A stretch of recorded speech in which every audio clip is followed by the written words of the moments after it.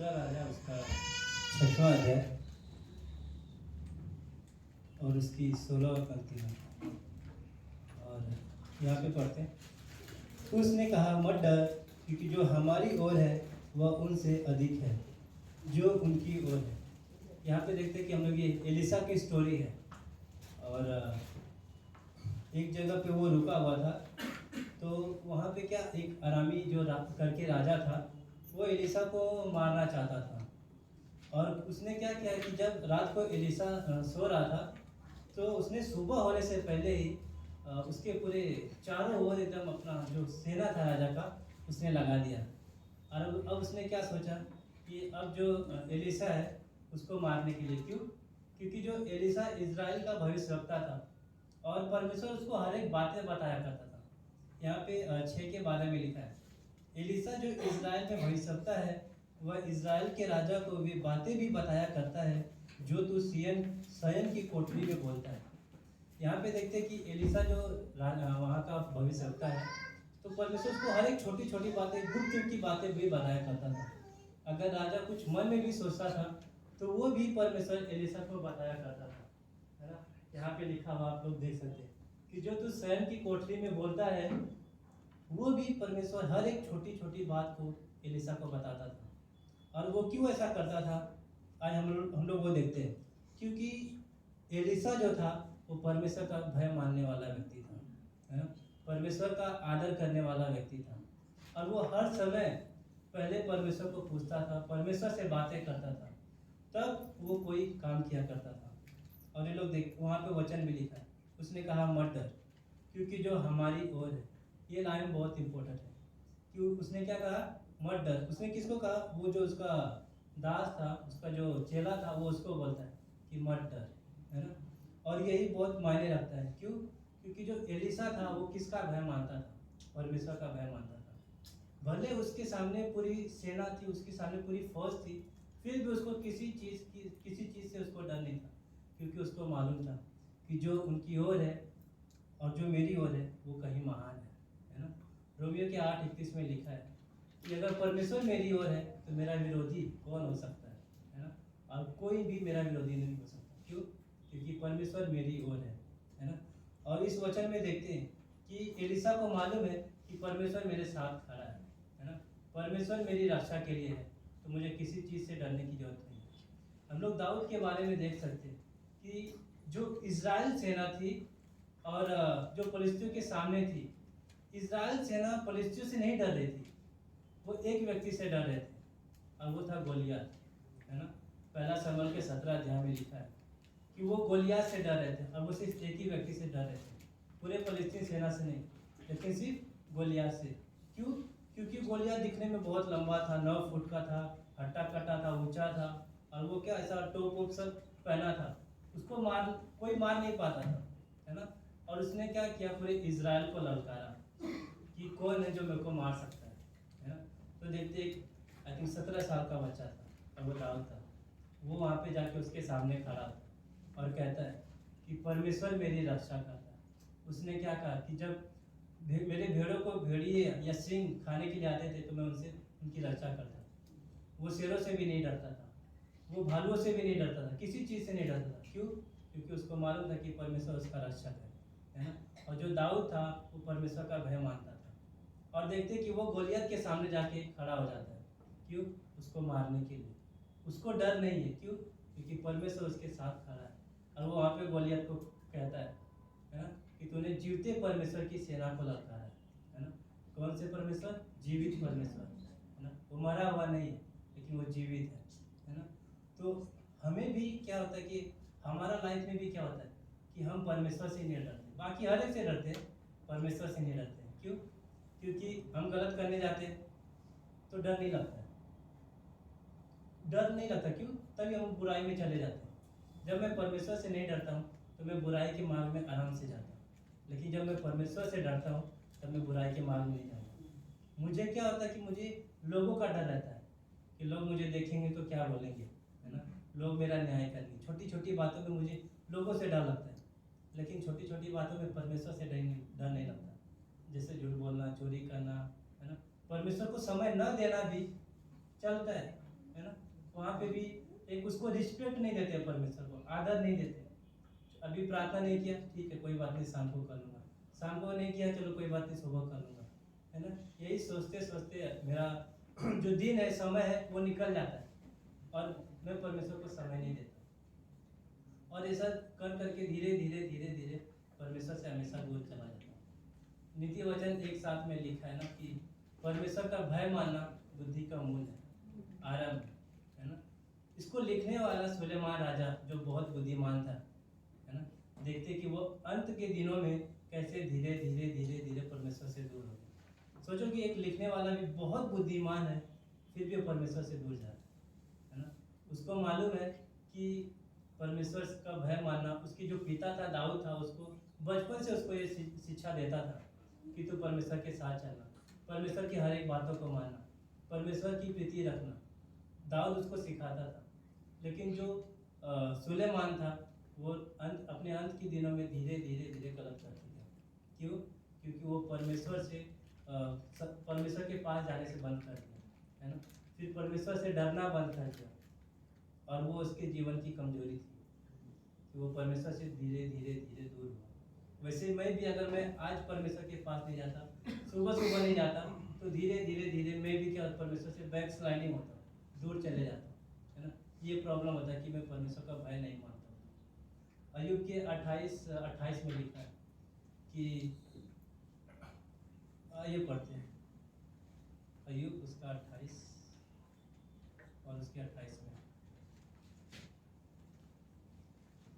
प्रभु का भय मानना यही बुद्धि है और बुराई से दूर रहना यही समझ है। जब मैं परमेश्वर का भय मानता हूँ तो मैं उसके रास्ते में चलता हूँ, है ना। अगर मैं उसके रास्ते में चलता हूँ तो यही मेरे लिए एक समझ होता है ना। और यही मेरे लिए बुद्धिमत्ता है कि मैं परमेश्वर के रास्ते में चलूँ, उसका भय मानते हुए, है ना। मत्ती के 10:28 में लिखा है कि किसी इंसान से मत डरो, लेकिन सिर्फ परमेश्वर से डरो, है ना। और हमें क्या है, अगर मैं आउटरीच जा रहा हूँ, सुसमाचार ऐसा किसी को बताने से डर लगता है, कभी कभी अपने रिश्तेदार को बताने से डर लगता है किसी मसीह के बारे में, क्या बोलेंगे, तू धर्म परिवर्तन कर लिया, तू बदल गया, तू क्रिश्चियन हो गया, है ना। इस वर्ड को नहीं सुनना चाहते, इसके लिए हम यीशु मसीह को बताना नहीं चाहते, है ना। हम सुसमाचार क्यों नहीं सुनाते, लोग बोलेंगे कि धर्म परिवर्तन कर लिया, है ना। मेरे को लोग पूछते हैं कि बता तू कितने पैसे में बिका, मेरे को ऐसा सवाल करते हैं। मैं जहाँ पे कंपनी में हूँ, सीधी सी बात बोलते हैं कि तुम लोग पैसा लेते हो, है ना। बोलते कि मैं उनको एक ही सवाल पूछता हूँ, अगर मैं पैसा नहीं होता तो मैं यहाँ पे काम नहीं करता, है ना। मैं तुम्हारे यहाँ पे ऐसा गुलाम नहीं करता। मैं वो मेरा सेठ मेरे को बोलता है कि मतलब वो वैसा बोलता है कि तुम लोग पैसे थोड़े से पैसों के लिए बिक जाते हो। मैंने उसको एक ही बात किया, मैं यहाँ पे तुम्हारे लिए ऐसा काम नहीं करता फिर अगर मैं बिका होता तो मैं आराम से अपने घर में महल में रह रहा होता, है ना। मुझे उनकी बात का फर्क नहीं पड़ता वैसे, लेकिन उनको यीशु मसीह के बारे में बताना मेरे लिए जरूरी है ना। भले वो लोग मेरे लिए कुछ भी कहेंगे, मैं उनसे डरूंगा नहीं। वो छोटे छोटे वर्ड मुझे डराने नहीं चाहिए, लेकिन मुझे परमेश्वर में मजबूत करा देना चाहिए, है ना। क्यों? क्योंकि मुझे एक बात मालूम होना चाहिए कि परमेश्वर मेरी ओर खड़ा है, परमेश्वर मेरे साथ खड़ा है, कोई मेरा क्या कर सकता है ना। ये वर्ड को मुझे नहीं भूलना चाहिए। हर एक छोटी छोटी में बातों में, परिस्थितियों में मुझे ये बात को कभी नहीं भूलना चाहिए कि परमेश्वर मेरी ओर खड़ा है। पौलुस ये बात जानता था और उसने लिखा कि जो मेरी ओर है और मेरे विरोध में कौन हो सकता है, क्योंकि परमेश्वर जो मेरे साथ खड़ा है वो महान है। और हम लोग एक नबी के बारे में देखते हैं जो एलिया था, है ना। वो देखते कि एक जगह डर गया, वो भी एलिया था, परमेश्वर का भय मानने वाला व्यक्ति था, लेकिन वो किससे डर गया? एलिजाबेथ से, है ना। उसको क्या लगा कि अब वो मुझे मार देगी। क्यों? क्योंकि उसने लोगों को भी मरवाया था। वो वहाँ पे परमेश्वर को भूल गया, है ना। वहाँ पे वो चूक गया कि परमेश्वर उसके साथ खड़ा है, उसे डरना नहीं है, उसका बचाने वाला कौन है? परमेश्वर है, और परमेश्वर है तो बहुत महान है ना। ये नहीं भूलना चाहिए। और देखते कि इजराइल जब मिस्र देश से छुड़ाया गया था तो परमेश्वर उनके आगे आगे चलता था। परमेश्वर ने उन्हें कहा भी कि मैं आप तेरे आगे आगे चलूँगा, तो तुझे किसी से डरना नहीं है। यहोशू को भी कहता है कि तू डर मत, है ना, तेरा मन कच्चा ना हो, लेकिन तू हिया बन, है ना, कॉन्फिडेंस में रह। क्यों? क्योंकि परमेश्वर तेरे साथ खड़ा है। और हम लोग देखते कि वो राहाब वेश्या जो दोनों भेदी थे उनको क्या बोलते हैं कि जो तुम्हारा भय है वो हमारे मनों में समा है। क्यों? क्योंकि परमेश्वर उनके आगे आगे चलता है। जो भी चमत्कार परमेश्वर करता था वो लोग, हर एक देश के लोग सुनते थे, है ना, और जानते थे कि जहाँ जहाँ इसराइली एक एक कदम आगे बढ़ रहे हैं वो लोग डर जाते थे। और बाइबल में लिखा है कि जो उनका मन था वो पिघल जाता था। क्यों? परमेश्वर उनके आगे आगे था, परमेश्वर उनकी रक्षा कर रहा था, है ना। तो जब मैं परमेश्वर के संबंध में चलता हूँ, परमेश्वर का भय मानता हूँ, उसका आदर करता हूँ, तो मुझे याद रखना है कि परमेश्वर मेरे साथ खड़ा है। मुझे डरना नहीं है किसी इंसान से नहीं, लेकिन मुझे परमेश्वर का भय मानना है ना। मुझे किसी इंसान से नहीं डरना है, लेकिन एक बात, मुझे परमेश्वर से जरूर डरना है। अगर मैं परमेश्वर से नहीं डरूंगा तो मैं गलत काम करने से भी नहीं डरूंगा और उससे दूर दूर दूर होते जाऊंगा, है ना। तो मुझे वो नहीं करना है। हमें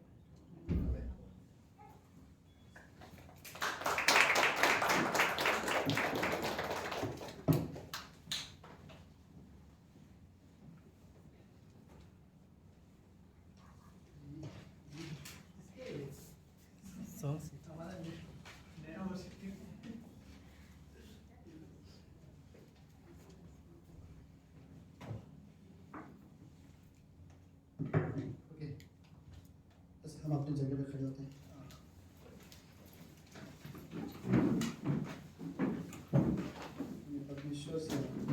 परमेश्वर का भय मानना है और किसी का नहीं।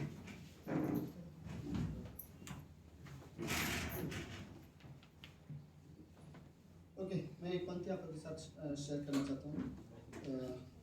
नीति वचन की किताब, हेलो, उसका 23वां अध्याय, नीति वचन 23 अध्याय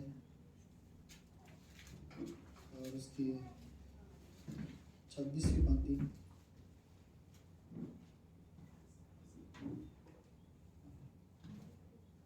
नीति वचन उसका 23 अध्याय उसकी 26वीं पंक्ति में लिखा है, हे मेरे पुत्र, अपना मन मेरी ओर लगा और तेरी दृष्टि मेरे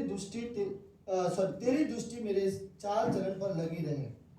मैं दोबारा पढ़ना चाहता हूँ, हे मेरे पुत्र, अपना मन मेरी ओर लगा और तेरी दृष्टि मेरे चाल चलन पर लगी रहे। इंग्लिश बाइबल में बोलता है, हे मेरे बेटे, अपना दिल मुझे दे। राइट, सो ओके, सो आज की शाम हम इसी में बात करेंगे परमेश्वर को दिल देने के बारे में।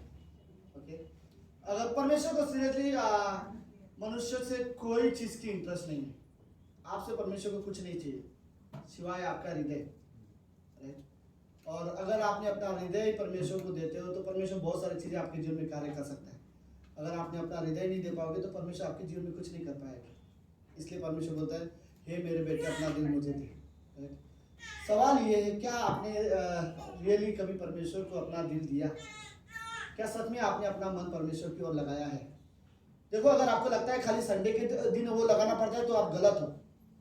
अगर आपको लगता है दिन में जब आप प्रार्थना करने बैठते हो तब आपको परमेश्वर को अपना दिल देना चाहिए या परमेश्वर की ओर मन लगाना चाहिए, तो आप गलत हो। ओके, आपको हर वक्त हर पल अपना मन परमेश्वर की ओर लगाना है।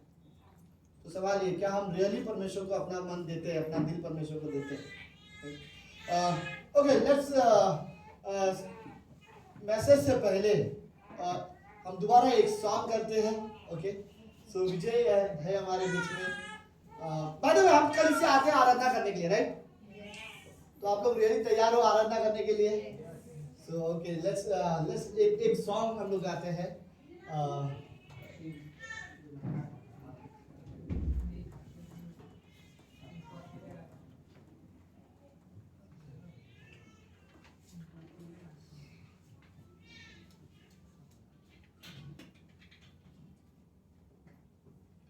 ओके, आराधना कितनी कीमती हम सब जानते हैं, राइट? परमेश्वर के लिए। तो क्यों ना यह आराधना ऐसी हो जैसे हम अपना हृदय दे रहे परमेश्वर को। ओके,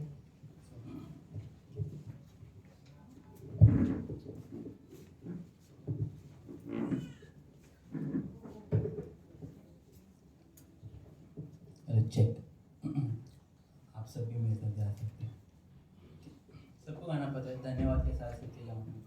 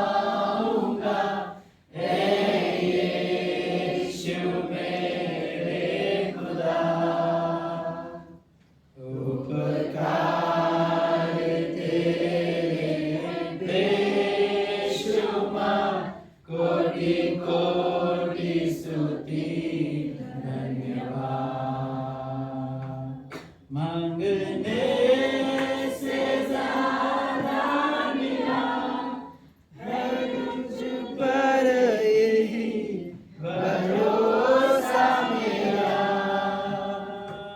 मांगने से ज्यादा मिला मुझे, आभारी हूँ प्रभु मैं।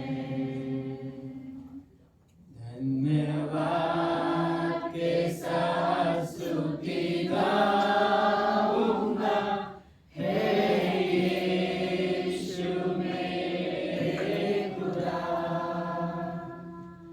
उपकार तेरे बेशुमार, कोटि कोटि स्तुति धन्यवाद, कोटि कोटि स्तुति धन्यवाद।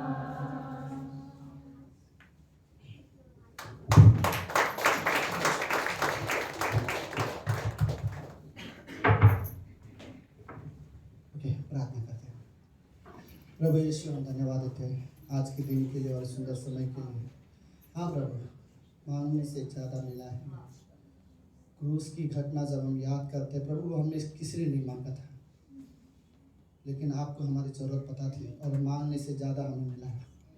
प्रभु, अनंत जीवन मांगने से ज़्यादा है। जीवन की किताब में नाम प्रभु हमारे मांगने से ज़्यादा है। आपने अपने एकलौते पुत्र को हमारे लिए दिया। परमेश्वर, ये हमारे मांगने से ज़्यादा था। धन्यवाद प्रभु यीशु, धन्यवाद परमेश्वर पिता। प्रभु, हम कलीसिया यूं ही नहीं आते हैं, एक ड्यूटी की तरह नहीं हमारे लिए।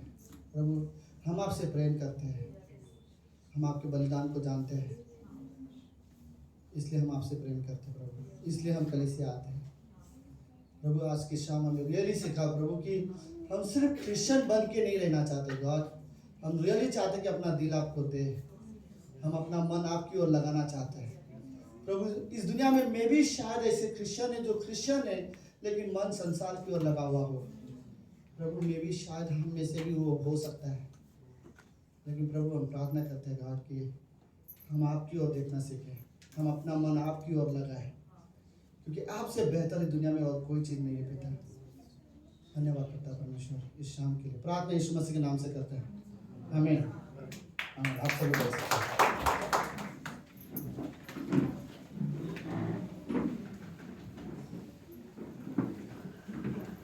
ओके, फिर से एक बार विजय के लिए रियली ताली बजा सकते हैं और हमारी सारी म्यूजिक टीम के लिए बड़े अच्छे काम करते हैं, राइट, बड़े विश्वास योग्य है। Okay, by the way I think कोई पहली बार आए हैं, अगर आप फर्स्ट टाइम हो प्लीज खड़े हो सकते हैं प्लीज। ओके, हम आपका स्वागत करना चाहते हैं। आपका नाम? Pratiksha, Prachi. Okay, thank you so much आने के लिए। आप दोनों बैठ सकते हैं। थैंक यू आने के लिए। ओके, आप पहली बार आए हो कि पहले आ चुके हो? पहले आ चुका हूँ। ओके, पहले आ चुके हो। थैंक यू सो मच आने के लिए। अब हम मिले पहले मतलब, ओके सो ओके, सब लोग ठीक है? हाय बालाजी। ओके, मैं जस्ट देख रहा हूँ सबको, कौन आए हैं कौन नहीं। मेरे पास एक ये क्या बोलते हैं, क्या बोलते हो, रजिस्टर? हाँ, अटेंडेंस रजिस्टर रहना चाहिए ना, पहले सबका नाम लिखो कौन आया कौन नहीं। नहीं बोलते हैं कि अटेंडेंस शीट सिर्फ दो ही जगह होता है, स्कूल कॉलेज में या फिर आपके ऑफिस में, राइट, घर में नहीं रहता, राइट। तो कलीसिया जो है ये स्कूल कॉलेज की तरह या कंपनी की तरह नहीं चलाया जाता, ये एक फैमिली है, राइट। तो यहाँ पर रजिस्टर में रख सकते हैं, बट हम लोग खुश होते हैं जब भी लोग आते हैं। तो थैंक यू सो मच आप सभी के विश्वासयोग्यता के लिए। ओके, तो लेट्स आज के संदेश के ऊपर जाते हैं। क्या आपको रियली लगता है कि हमने अपना दिल परमेश्वर को दिया है? एक ही चीज को परमेश्वर को आपके अंदर जरूरत है, ओके, वो है आपका मन, आपका दिल, राइट। और वो नहीं चाहता कि वो जो आपका दिल है वो किसी और चीजों पर लगा रहे। और ये परमेश्वर का, अगर इस चीज के लिए परमेश्वर जलन रखता है तो वो सही है, फिर भी अगर इस चीज के लिए परमेश्वर को बुरा लगता है कि तुम मन नहीं लगा रहे हो तो भी परमेश्वर सही है।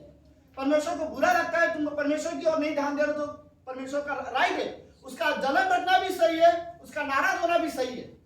परमेश्वर है जिसने आपको बनाया है, राइट? उसने आपको इस संसार पर रखा है, और इतना ही नहीं, उसने अपने एकलौते बेटे को भी दे दिया आपके लिए, ताकि आपके पाप क्षमा किए जाए और आपको मृत्यु का दंड कभी ना हो, राइट? आपके पाप क्षमा हो, इसलिए परमेश्वर ने अपने एकलौते बेटे को दिया है।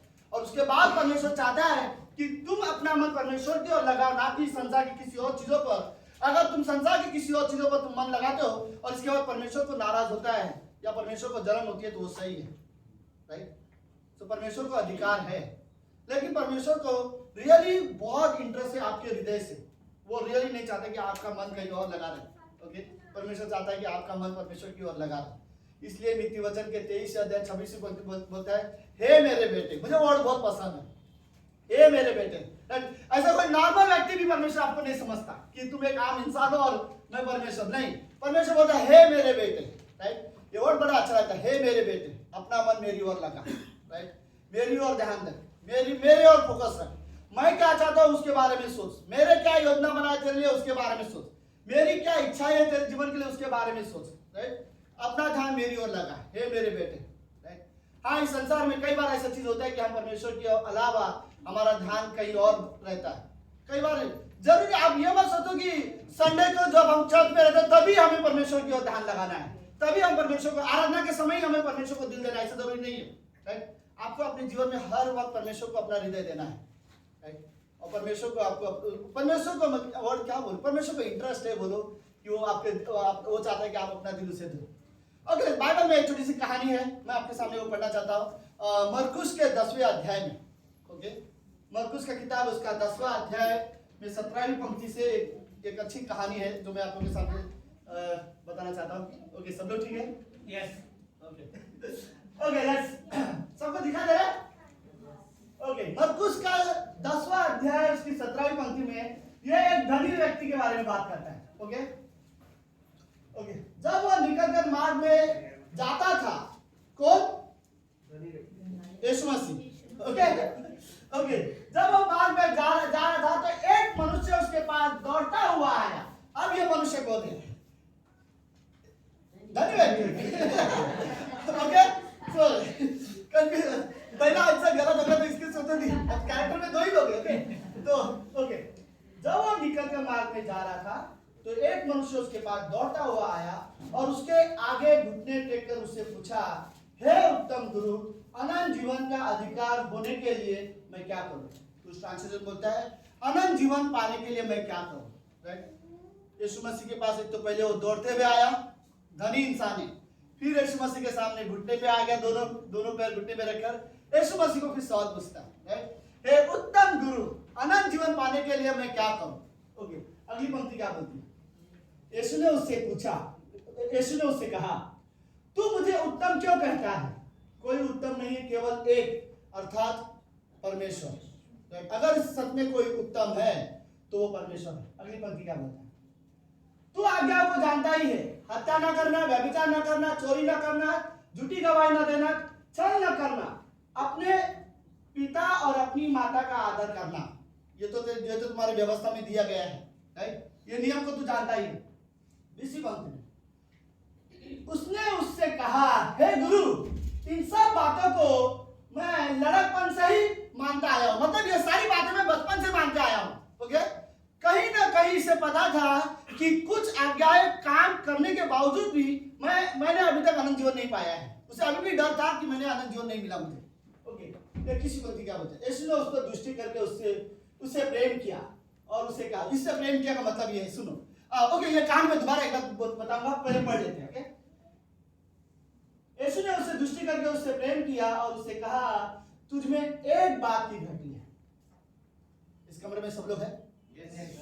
ओके, अगर आज रात यीशु मसीह आपके सामने खड़ा हो, अगर आप यीशु मसीह को पूछो, मैं आपके लिए, चलो अनंत जीवन तो हम सबके पास है क्योंकि हम विश्वास करते हैं। अगर आप विश्वास करते हो, विश्वास करते हो तो अनंत जीवन आपका है। लेकिन अगर यीशु मसीह आपके सामने होता और यीशु मसीह आपको ये सवाल पूछता, या आप यीशु मसीह को पूछते हैं, प्रभु मैं अपना जीवन आपकी इच्छा के अनुसार या आपको महिमा देने के लिए मैं या आपकी सेवा करने के लिए अपने जीवन में क्या करूं, राइट? और आपको लगता है कि आप सब कुछ कर रहे हो, लेकिन यीशु मसीह अगर आपको ये सवाल पूछता है, एक बात की कमी है तेरे में, तो क्या होता है? हमारे बारे में यीशु मसीह सब कुछ जानता है। जब मैं अकेले रहता हूँ, मैं क्या गलत करता हूँ, क्या बुरा बोलता हूँ, क्या मेरा जीवन है, मेरे चाल चलन, मेरे व्यवहार, बात करने का तौर तरीका सब यीशु मसीह को पता है मेरे बारे में, राइट। कहीं वो एक बात शायद मेरे दोस्तों को नहीं पता होगा, मेरे माँ बाप को भी नहीं पता होगा, मेरे किसी रिश्तेदारों को नहीं पता, वो एक गलती जो मैं गलती करता हूँ वो किसी को नहीं पता, लेकिन परमेश्वर को पता है।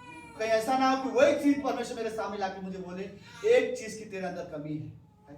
और दादा ये बुरा नहीं है, ये अच्छी बात है। अगर संदेश के जरिए, बाइबल के जरिए कहीं और से अगर आपको पता चले कि वो एक चीज की क्या कमी हमारे अंदर, ताकि हम उसे एक चीज में सुधार सकें, राइट। परमेश्वर ने उसके सामने दिखाया एक चीज की तेरे अंदर कमी है, वो एक चीज में उसका अब मौका है उसके पास कि परमेश्वर ने उसे दिखाया वो एक चीज क्या है, अब मौका है उसके पास कि वो एक चीज में बदल सकता है अपने आप को। परमेश्वर ने उसे एक मौका दिया, एक बात की तेरे अंदर घटी है। इस कमरे में हम सभी के अंदर, मेरे अंदर भी घटिया है, और हम सभी के अंदर कोई ना कोई गलतियां हो सकती है। एक गलती इसमें भी अलग अलग हो सकती है, लेकिन एक गलती है हमारे अंदर। बट मैं आपको रियली कहना चाहता हूँ, अगर आपको पता है कि वो एक गलती क्या है, परमेश्वर के सामने आ जाओ, राइट। परमेश्वर बहुत अनुग्रहकारी परमेश्वर है, वो माफ करने वाला परमेश्वर है, राइट। वो आपसे इतना प्रेम करेगा कि वो आपकी गलतियों से ज्यादा आपसे प्रेम करता है, राइट। तो बड़े आसानी से माफ कर देगा अगर आप उससे माफी मांगोगे तो, राइट। पहला यूहन्ना 1:9 कहता है यदि तो परमेश्वर विश्वास योग्य धर्मी है, राइट, कि वो हमारे सारे अपराधों को क्षमा कर देता है, राइट। लेकिन कब? अगर हम अपने अपराधों को मान ले तो, राइट। तो वो एक चीज की गलती क्या है? हर एक इंसान को कहीं ना कहीं कभी कभी रियली आपको खुद को ये परमेश्वर की प्रार्थना करते हुए ये बात करने की जरूरत है, परमेश्वर क्या मैं सच में अपना जीवन आपके लिए जी रहा हूँ? क्या मैं आपके लिए सही हूँ? क्या मैं आपके परफेक्ट योजना के अनुसार हूँ? क्या मैं अभी भी अपनी आपकी इच्छा से बाहर जिंदगी जी रहा हूँ, राइट। हमें ये परमेश्वर से रियली बात करने की जरूरत है। दूसरा कुरिन्थियों का 13 अध्याय उसकी 5वीं पंक्ति में लिखा है, अपने आप को परखो तुम विश्वास में हो या नहीं, कहीं ऐसा ना हो कि अंत में तुम निकम्मे पाए जाओ, राइट। मतलब अपने आप को परखो कि तुम विश्वास में हो या नहीं। विश्वास करते हो अच्छी बात है, लेकिन विश्वास में जीवन जी रहे हो या नहीं, एक बार अपने आप को चेक करो। ये नहीं कहा कि दूसरों को जाके परखो, एक दूसरे को परखो कौन विश्वास में है या कोई विषय, ये हमारा काम नहीं है। हम विश्वासी का कई बार पता क्या गलती है, जो परमेश्वर का काम है हम वो करते हैं, जो हमारा काम है वो हम छोड़ देते हैं। ये दूसरों का न्याय करते रहना, दूसरों का दोष लगना, ये हमारा काम नहीं है, राइट। बट हमें समझने की जरूरत है, ओके, क्या मैं परमेश्वर के प्रति सच में विश्वास हो हूं या नहीं। ओके, वो एक बात की घटी यीशु मसीह ने उसे कहा, मैं सच में बोलता हूं उस व्यक्ति की जगह मैं होता, मैं पूछता प्रभु वो एक गलती क्या है मेरे अंदर, मुझे दिखाओ, राइट। इस कमरे में कभी कभी हम रियली प्रार्थना कर सकते, परमेश्वर अगर मेरे अंदर कोई एक घटी है जिसके वजह से मैं आपके सामने विश्वास योग्य नहीं पाया जाता, तो मुझे वो एक घटी दिखाओ, राइट, ताकि मैं उस एरिया में बदल सकूं। और उस धनी इंसान को परमेश्वर ने दिखाया, तुझमें एक बात की घटी है, जो कुछ तेरा है उसे बेचकर कंगालों को और कंगालों को दे और तुझे स्वर्ग में धन मिलेगा और आकर मेरे पीछे हो लेना।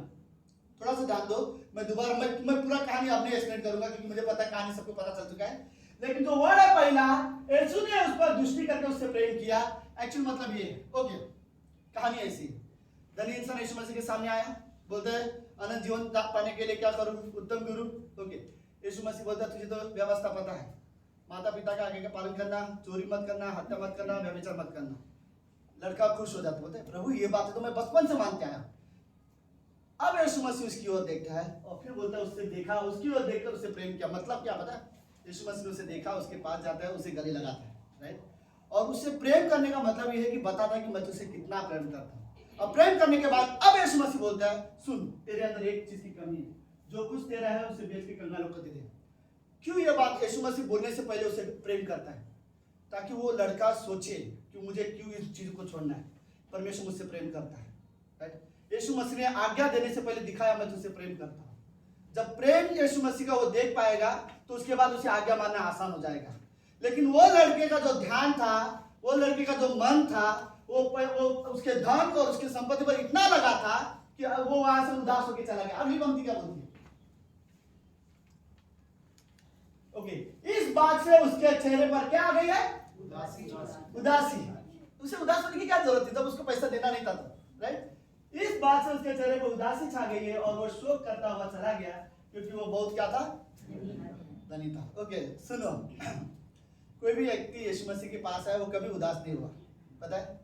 कोई भी अंधा व्यक्ति आया, लंगड़ा व्यक्ति आया, बीमारी लोग आए, कोई भी व्यक्ति यीशु मसीह के पास आया, यीशु मसीह के साथ समय बिताया, कोई उदास होकर नहीं गया। सिर्फ ये एक ही व्यक्ति था जो यीशु मसीह के पास आने के बाद उदास होकर गया क्योंकि इसने यीशु मसीह को रिजेक्ट किया, राइट। बाकी किसी ने यीशु मसीह को रिजेक्ट नहीं किया, इसलिए वो लोग उदास नहीं हुए थे। सिर्फ ये। तो इस कहानी से मैं आपको यही चीज बताना चाहता हूँ कि धनी व्यक्ति का जो मन था वो परमेश्वर से ज्यादा उसका मन उसके धन संपत्ति पे था, इसलिए वो परमेश्वर की ओर अपना मन नहीं लगा पा रहा था, राइट। लेकिन बाइबल में यीशु मसीह हमसे ये वर्ड करता है, नीति वचन की किताब में परमेश्वर बोलता है, हे मेरे बेटे अपना मन मेरी ओर लगा, राइट। ना कि संसार पर, ना कि संसार की चीजों पर, ना कि वो क्या, ना कि ये पैसों पर, ना कि अपने टैलेंट पर मन लगा, तू अपना मन मेरी ओर लगा, राइट। यहाँ पर परमेश्वर लोगों से वही चाहता था कि तू है मेरे बेटे अपना मन मेरी ओर लगा। बाइबल में और भी कुछ लोग हैं जिन्होंने सच में अपना मन यीशु मसीह को लगाया। मैं आपको उदाहरण के साथ बताता हूँ कौन से लोग हैं। जक्कई, लूका के 19वें अध्याय में, राइट। याद है कहानी जक्कई की कहानी में? जक्कई यीशु मसीह को देखना चाहता था, राइट, और देखने के लिए वो पेड़ पे चढ़ गया, सिर्फ इसलिए क्योंकि उसका मन यीशु मसीह की ओर था, राइट। और वो पेड़ पे चढ़ गया और यीशु मसीह को देखना चाहता था। और इतना ही नहीं, जब जक्कई के घर यीशु मसीह खाना खाने आया, मैं रियली ये वर्ड को इस तरह से बोलना चाहता हूँ, एक लंच ने यीशु और जक्कई की जिंदगी बदल दी, राइट। यीशु मसीह के साथ एक दिन उसने लंच किया, राइट, उसकी जीवन बदल गई। उसने उसी वक्त आधी संपत्ति गरीबों को बांट रहा है, उसी वक्त जिससे चीटिंग किया उससे 4 गुना दे रहा है। और तीसरा चीज लिखा नहीं, बट मैं विश्वास के साथ बोलता हूँ, वहीं पर उसने ये डिसीजन लिया, दोबारा ये चीटिंग करके नहीं कमाऊंगा, राइट। ये जक्कई का डिसीजन था। लेकिन जक्कई के अंदर ये बदलाव क्यों था? क्योंकि उसका मन तो था अब यीशु मसीह की ओर लेके आया। मैं आपको सच कहता हूँ, जिस व्यक्ति का मन यीशु मसीह की ओर होगा, आप उसके जीवन में परिवर्तन देखोगे, राइट। जिसका मन यीशु मसीह, अगर आपको लगता है कि आप विश्वासी होने के बावजूद भी आपके अंदर कोई परिवर्तन नहीं दिख रहा है, तो कारण शायद ये होगा अभी तक आपने शायद उसमें मन नहीं लगाया, राइट। मन लगा, विश्वास करने का मतलब क्या है? जानना कि ये उद्धार करता है, ये सच्चा परमेश्वर है। और मन लगाने का मतलब होता है कि अब मुझे इसके पीछे चलना है, पूरी जीवन मुझे इसके लिए जीना है, राइट। और यहाँ पर परमेश्वर बोलता है, हे मेरे बेटे अपना मन मेरी ओर लगा, राइट। क्या रियली जरूरत है कि हम अपना मन परमेश्वर की ओर लगाए? कई बार ऐसा ना हो कि मैं उस धनी व्यक्ति की तरह मेरा मन कहीं और लगे और यीशु मसीह जब मुझे कुछ बोले और मैं वहां से उदास होकर चला जाऊं, क्योंकि मुझे पता है मेरा मन मेरे पैसों की ओर या इस संसार की ओर, पता नहीं, बट हर एक इंसान के लिए कहीं और हो सकता है। पता है, कुछ लोगों के लिए फैशन चीजें हो सकती है, कुछ लोगों के लिए म्यूजिक हो सकता है, जो बॉलीवुड म्यूजिक होता है, बहुत ज्यादा क्या बोलते हैं वो, बहुत ज्यादा मतलब बहुत हद से ज्यादा सुनने वाले होंगे तो, राइट, दुखी हो गए तो बॉलीवुड मूवी लगा लो अपने साथ। ये गलत तरीका, मैं इन चीज को नहीं मानता रियली। लेकिन अगर आपका मन इन चीजों पर लगा है तो आप अपने आप कुछ नहीं कर सकते, राइट। लेकिन एक चीज अच्छा है कि परमेश्वर का इंटरेस्ट आपके हृदय पर है। हे मेरे बेटे अपना दिल मेरी ओर लगा, right. I think really Bible में और बहुत सारे, मुझे दाऊद का वर्ड पसंद है। दाऊद कहता है भजन संहिता 27 के 4थी पंक्ति में, बोलता है, हे परमेश्वर एक वर मैंने तुझसे मांगा है। क्या वर था वो? आप लोग बोलो मेरे साथ, एक वर मैंने तुझसे मांगा है, जीवन भर। अरे मुझे लगा आपको पता है क्या है वो, पंक्ति है, हाँ, तेरे भवन में, ओके, एक वर मैंने तुझसे मांगा है कि जीवन भर तेरे भवन में रहने पाऊं, राइट। और अगला स्टेटमेंट क्या है? ताकि मेरी दृष्टि, आई थिंक कौन सी है,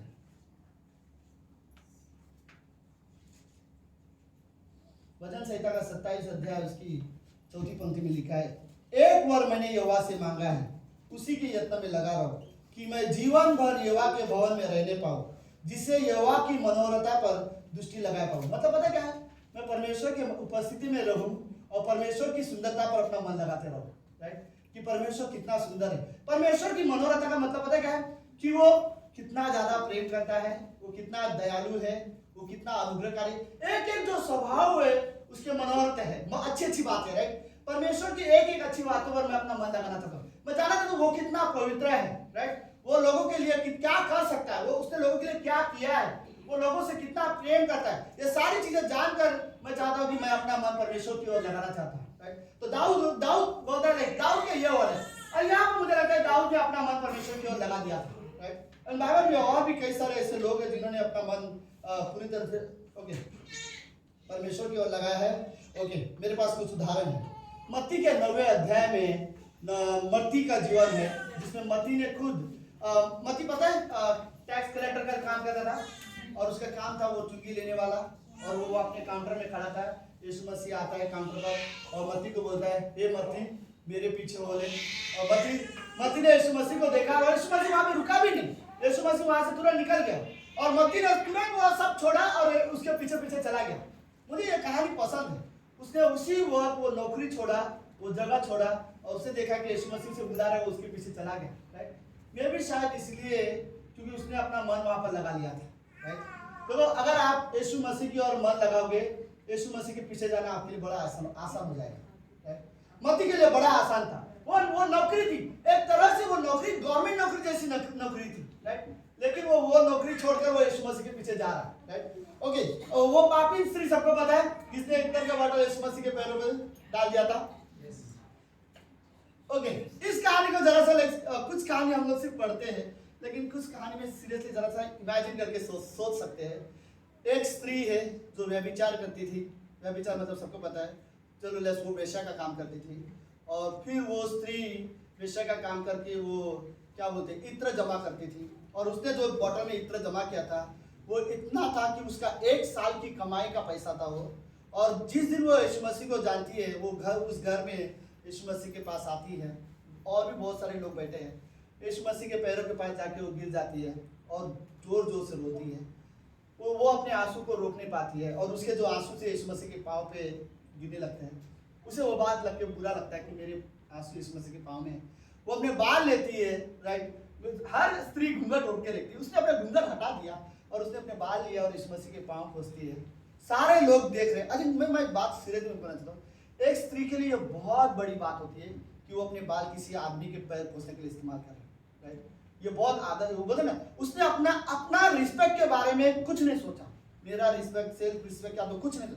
वो यीशु मसीह को जानती थी, यीशु मसीह के पाँव से अपने बालों से उसका पाँव पोंछ रही है, और फिर इत्र लगा के यीशु मसीह के पाँव में डाल रही है, और यीशु मसीह वहां पर खड़ा है। बट मुझे रियली वर्ड अच्छा लगा, वो बॉटल जो उसने गलत तरीके से पैसे से कमाया था, राइट, आज उसने यीशु मसीह के पाँव में डाल दिया।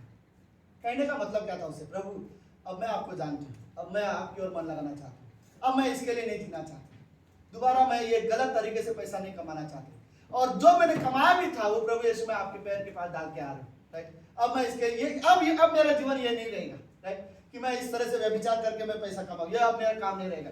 यीशु मसीह मैं ये सारे आपके पैर के सामने डाल के रख देना चाहते हैं, और उसने वो चीज किया, राइट। एक स्त्री के लिए ये बहुत बड़ी बात थी, सारे लोगों ने मजाक भी उड़ाया, कई लोगों ने मजाक उड़ाया, लेकिन यीशु मसीह वहां पर देखा कि यीशु मसीह ने क्या बोला उस स्त्री को, उठ और जा, तेरे पाप क्षमा हुए। कोई नहीं वहां पर बोलना चाहेगा कि तेरे पाप क्षमा हुए, कोई उसे नहीं बोलना चाहता था, कोई था ही नहीं वहां पर ऐसा बोलने वाला। इस संसार में सच में कोई नहीं था कि कोई गलत होने के बावजूद भी उसे क्षमा करे, लेकिन यीशु मसीह वहां पर था, और यीशु मसीह बोलते हैं जा तेरे पाप क्षमा हुए। क्योंकि उस भीड़ में, उस घर के अंदर जितने भी लोग थे, यीशु मसीह ने उसी स्त्री के अंदर देखा कि उसका मन मेरी ओर लगा हुआ है। बाकी मेरे साथ बैठ रहे, खाना खा रहे, फेलोशिप कर रहे, बात कर रहे, जिन्होंने मेहमान ने बुलाया वो भी बहुत अच्छे हैं, सब लोग, कोई गलत नहीं है, लेकिन इस समय लोग मुझे पसंद करते हैं, ये भी अच्छी बात है, लेकिन इस समय इस घर के अंदर सबसे ज्यादा किसी का मन मेरी ओर था तो वो स्त्री का था, जो अपने बारे में भी नहीं सोच रही है, वो मेरे बारे में सोच रही है। और यीशु मसीह ने वो चीज उसके अंदर देखा, और यीशु मसीह उसे बोले जा तेरे पाप क्षमा हो, राइट। क्योंकि उसने देखा वो स्त्री सच में परमेश्वर से माफी मांग रही थी, राइट। आई थिंक ये रियली जरूरत है। मैं जब एक बार परमेश्वर पे अपना मन लगा देता हूँ, फिर मैं ये नहीं देखता मेरे बारे में लोग क्या सोचेंगे। यीशु मसीह वहां पर है, मैं वहां पे हूँ, तो मैं वहां पे बैठूंगा, मैं घुटने में जाऊंगा, मैं परमेश्वर से माफी मांगूंगा, राइट, और परमेश्वर मुझे माफ कर देगा तो बस हो गया मेरे लिए, राइट। उसके बाद लोग मेरे बारे में क्या कमेंट करते हैं मुझे उससे कोई फर्क नहीं पड़ता, मुझे नहीं पता। कभी कभी हम रियली देखो, ये मत सोचो, ओके, सीरियसली ये मत सोचो कि आज परमेश्वर यीशु मसीह नहीं दिखाई दे रहा है तो मैं वैसे बात नहीं कर सकता, राइट। और आज भी मैं अपने घर में जब अकेला रहता हूँ, परमेश्वर के साथ जब बात करना चाहता हूँ, मैं अपने घर में घुटने में जा सकता हूँ, परमेश्वर से प्रार्थना कर सकता हूँ। अगर मुझे लगता है कि परमेश्वर उस धनी इंसान की तरह अगर परमेश्वर मुझे कोई दिखाए, एक घटी मेरे अंदर है, तो मैं परमेश्वर के पास जाके प्रार्थना करना चाहूंगा, और मैं परमेश्वर से कहूँगा परमेश्वर तू मुझे इस कमी से बाहर निकाल। मैं आपको सीरियसली बोलना चाहता हूँ, सुनो, अगर आपको लगता है आप में कोई भी गलत आदत है जिससे आप बाहर नहीं आ पा रहे हो, अपना मन परमेश्वर की ओर लगा दो, राइट। अगर आपको लगता है आप किसी से नफरत कर पा रहे हो, उससे माफ नहीं कर पा रहे हो, तो अपना मन आप परमेश्वर की ओर लगा दो, राइट। अगर आपको लगता है कोई किसी से आप प्रेम नहीं कर सकते, बात नहीं कर सकते, किसी से झगड़े की वजह से, तो आप अपना मन परमेश्वर की ओर लगा दो, राइट। अगर आपको ऐसा भी लगता है कि आपको बदलना चाहिए, कोई आप गलत पाप बुराई इन चीजों से आप बदलना चाहते हो, इन चीजों को छोड़ना चाहते हो, तो इन चीजों को छोड़ने से बेस्ट तरीका यह है अपना मन आप परमेश्वर की ओर लगा दो, राइट। फिर जब आप अपना मन परमेश्वर की ओर लगाओगे, परमेश्वर आपके अंदर बदलाव लेके आएगा, राइट। आप मैं आपको सच में कोई भी इंसान को परमेश्वर नहीं बदल सकता जब तक कोई इंसान अपना हृदय परमेश्वर को ना दे। देखो परमेश्वर इतना शक्तिशाली है, जबरदस्ती सामर्थ के साथ किसी के जीवन को भी कंट्रोल कर सकता है, लेकिन दूसरे हिस्से में परमेश्वर इतना नम्र भी है कि वो किसी के साथ जबरदस्ती नहीं करना चाहता। परमेश्वर सिर्फ उसी के जीवन में कार्य करेगा जिसने अपना दिल परमेश्वर को दिया हुआ है। अगर आप रियली चाहते हो परमेश्वर आपके जीवन में कार्य करे, तो हमें जरूरत है कि हम अपना दिल परमेश्वर को दें। एक ही चीज को परमेश्वर को हमारे अंदर इंटरेस्ट है, वो क्या चीज है? हमारा हृदय, राइट। और परमेश्वर बोलता है मेरे बेटे अपना दिल मेरी ओर लगा। आई थिंक रियली हमें जरूरत है। ओके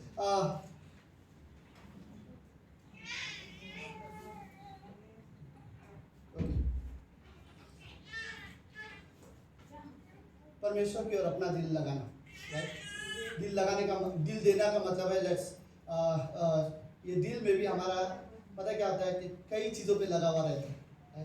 परमेश्वर उस दिल को जब हम परमेश्वर को अपना दिल देते हैं, ओके, फिर परमेश्वर हमारे उस दिल में बदलने का काम करना शुरू कर देता है। अब्राहम ने परमेश्वर को अपना दिल दिया, परमेश्वर ने उसे विश्वास का पिता बना दिया, राइट। मूसा ने परमेश्वर को अपना दिल दिया, गुस्सा करने वाला खूनी व्यक्ति को परमेश्वर ने दुनिया का सबसे नम्र इंसान बना दिया। पौलुस ने परमेश्वर को अपना दिल दिया, परमेश्वर ने उसे मिशनरी बना दिया, राइट। पर दाऊद ने अपना दिल परमेश्वर को दिया, परमेश्वर ने इसे मन के अनुसार राजा बना दिया, राइट। अपने मन के अनुसार इंसान बना दिया। इस कमरे में रियली वर्ड बोलना चाहता हूँ, अगर आपने परमेश्वर को अपना दिल दिया है, परमेश्वर डेफिनेटली आपके जीवन में कार्य करेगा। लेकिन अगर आपने अपना दिल परमेश्वर को नहीं दिया है, तो परमेश्वर आपके जीवन में कभी कार्य नहीं कर पाएगा। इवन कई बार अपना हृदय को खुद ही संभालना भी अच्छा नहीं है, राइट। कि पता है कौन परमेश्वर को दिल नहीं दे पाएगा? लिटरली वो बोलूं, जो व्यक्ति ये सोचता है कि मैं मेरी लाइफ मेरी इच्छा के मेरी तौर तरीके से जीना चाहता हूँ, वो इंसान कभी अपना जीवन परमेश्वर को नहीं दे पाएगा, राइट। लेकिन जब कोई व्यक्ति अपना जीवन परमेश्वर को देता है, अपना दिल, और बोले प्रभु तेरी योजना पूरी हो मेरी लाइफ में, राइट, तब हमारे लिए आसान होता है। तब परमेश्वर हमारे जीवन में कार्य कर सकता है। तो रियली ओके, क्लोजिंग में यही वर्ड मैं रियली बोलना चाहता हूँ कि सावधान हो। ओके, डेफिनेटली नीति वचन के 4 अध्याय में बोलता है सबसे अधिक अपने मन की रक्षा कर, राइट। और अगर आपको सबसे अधिक अपने मन की रक्षा करना है तो बेस्ट तरीका ये है, परमेश्वर को दे दो, राइट। अपना दिल परमेश्वर को दे दो, राइट। तो वो हमारे दिल की रक्षा करेगा, राइट। आमीन, आमीन, आमीन। लेट्स प्रार्थना करते हैं। प्रभु यीशु, हम धन्यवाद देते हैं आज के दिन के लिए और एक सुंदर समय के लिए। प्रभु हमें सच में ज़रूरत है कि हम अपना दिल आपकी ओर लगाएं। प्रभु इवन हर एक विश्वासी को कभी कभी ये जांचने की ज़रूरत है कि क्या हमने हमारा दिल परमेश्वर को दिया है या किसी और को, या हम खुद अपने दिल को चलाते हैं। ज़रूरत है परमेश्वर कि हम अपना दिल आपको दें, जब क्योंकि आप उस दिल में कार्य करना चाहते हो। उस दिल में प्रभु आप अपने स्वभाव डालना चाहते हो, अपने विचार डालना चाहते हो। उस दिल में प्रभु यीशु आप अपने योजना डालना चाहते हो। प्रभु आप रियली पवित्र हो और आपने हमें पवित्र बनाया है। धन्यवाद पिता परमेश्वर। प्रभु मैं हमेशा ही वर्ड बोलता हूँ, गॉड अदन की बगीचे में पाप के वजह से जो भी हमने खोया था, यीशु मसीह क्रूस पर हमें वो सारी चीज़ वापस मिल चुकी है। प्रभु धन्यवाद। गॉड आप हमें सीरियसली नम्र बनना सिखाओ, हमें भी प्रेम करना सिखाओ, आपके स्वभाव में जीवन जीना सिखाओ। प्रभु आप हमें रियली सिखाओ। आप हमारे पिता हो परमेश्वर। धन्यवाद, धन्यवाद यहाँ आए हुए हर एक लोगों के जीवन के लिए। धन्यवाद प्रभु यीशु। ये प्रार्थना यीशु मसीह के नाम से करते हैं, आमीन।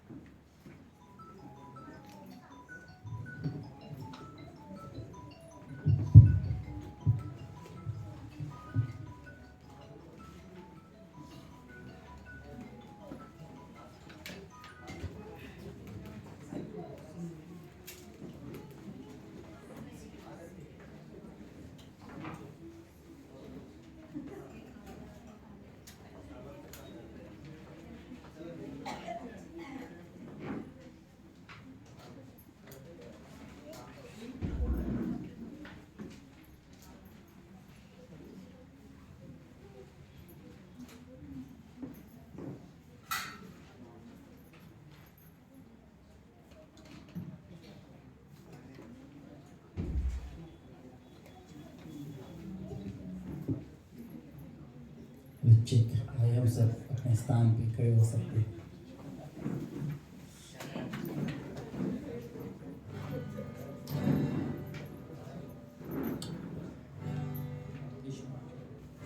चेक।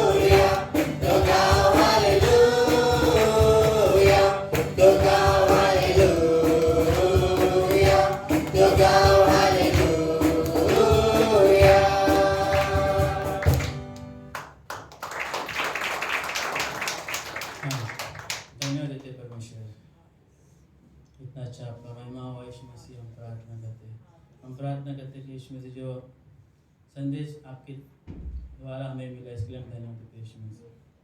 प्रार्थना करते कि यीशु मसीह हमें उस स्त्री जैसा होना चाहिए परमेश्वर। उन्हें लोगों का नहीं सोचा, मैं कितना पापी उसने नहीं सोचा, और आपके सामने आई यीशु मसीह। उसने पैर अपने बालों से उसने उनका आंसू पोंछा यीशु मसीह। उस समय उसने लज्जा नहीं किया, और आज का समय यीशु मसीह हमें कुछ चीज़ की लज्जा नहीं करनी चाहिए, हमें यह शर्म नहीं होना चाहिए कि हम यीशु मसीह आपके कुछ चलने वाले।